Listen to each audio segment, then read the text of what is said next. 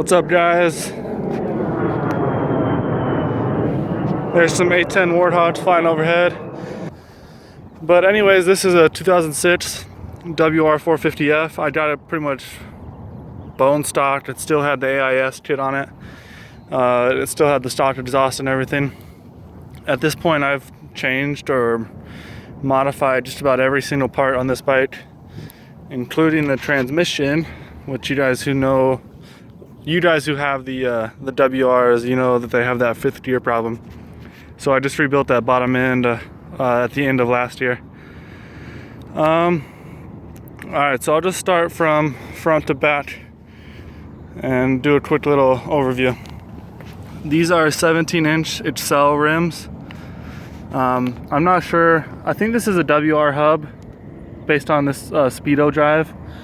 The rear is a WR hub that I had to lace up myself, but the rims are Excel. This is a 3.5. On the back it's a 4.5, I believe, or 4.25, I don't know, with some Buchanan spokes. I made those axle sliders by myself, just an eBay headlight. I like how that looks a lot better than the WR original headlight. The forks are stock. They're leaking like crazy. I want to put new springs in them because they're way too soft, and one of these days maybe I will. I used to run a 320 rotor, but it kept making contact with the ground too much, so I just sold it and got rid of it. I'm just running the original clapped out fucking WR rotor. This is actually a Radiator off of a 2003 WR, which is a little bit bigger. And the only reason this is on here is because I cracked my Radiator, my 2006. I also have a Unibiker radiator guard right here. I just painted black. Stock radiator on this side, but I do have a fan on this side to keep it cooled off. It's just a Delta, I can't remember, it's like a 250 CFM fan or something. And I just have that wired up to this little switch right here.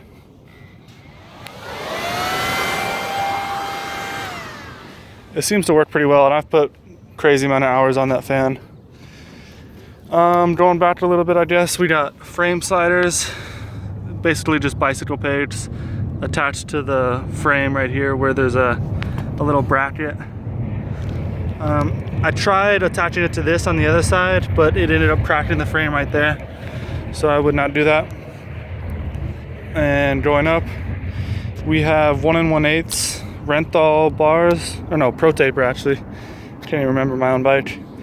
On some, I think this had 1-inch risers or something. Stock master cylinder. Stock everything on this side. My front brake sucks right now because I got brake fluid everywhere, or not brake fluid, fork oil.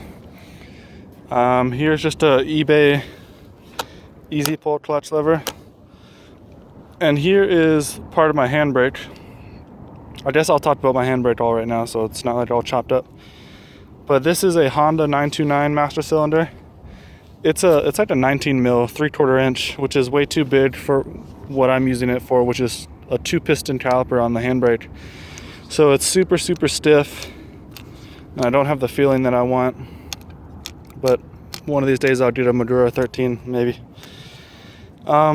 From the master, I'm going straight to a Apex Racing steel braided brake line.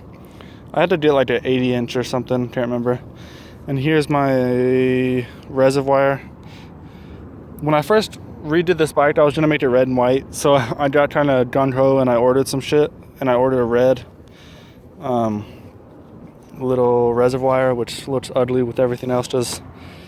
It's the only red thing on the bike, so I put a little sock over it so it doesn't show its ugly redness. Brake line runs back in between the forks, right along to the frame right here, all the way back. Going back to a 50 stunt, dual caliper with the 50 stunt caliper, whatever it is, TCIC. This is like a, I can't remember what that Korean brand is, but it's like the Korean or Chinese brand motorcycle. Hyosung. Yeah, I'm pretty sure it's Korean. but it's like a Sun GT650 rear caliper, which is what 50 Stunt sells. Stock foot brake line. Going back, I got the stock seat. Oh, that's a gas tank actually. That's a seat. Stock seat, I just shaved it a bit. Yeah, that's it, and then put a new cover on it. I don't like how this paint is a lot brighter than the other paints. I wish it was darker. Oh well. This is a Curtis Cages 12 bar he made. It's a local guy in Tucson. Check out his Facebook page. He sells Grom cages and stuff. But I took off the side plastics right here. So, because I don't know, I just don't like how they look. They stick out way too far. So I put a little shorty exhaust. It got to the point before I had the 12 bar that I was smashing up the exhaust because I was going back too far on it, because it sticks out like fucking this far or something. So this thing leaks a little bit, but I mean, it's whatever. I paid like 40 or 60 bucks for that on eBay. It's probably cheaper now because they've been out for a couple of years. I think that's everything on this side. I'll talk about the engine on the other side when I flip the bike around. I'll do that real quick. This is why I want a fuel injected bike. It fucking pisses itself all the time. I actually just adjusted the float. Before I would just tip it over like an inch and it would start gushing. But yeah, the last thing I talked about was the 12 bar. I got grip tape on it just as it helps my feet get some purchase. Need some new tape, but this 12 bar has been awesome. A lot of people run them farther back.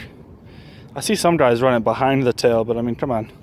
I used to scrape really, really deep before I got this. Now I can kind of scrape still. I don't really do it that much because I don't want to destroy the fender too bad, but it works. There used to be a reservoir for the coolant right here. It would just hang off, and when I took off the number plates, it was real ugly sitting there. So I just made myself a Gatorade overflow bottle, and that just sticks right behind the little radiator shroud right there. Of course I got the other like normal WR stuff that you put on there. It's like APE, manual cam chain tensioner. I've shortened up my shifter because it was sticking out too far and it would hit the ground when I fell over. Now it's good. Those are just a couple of like chain link pieces.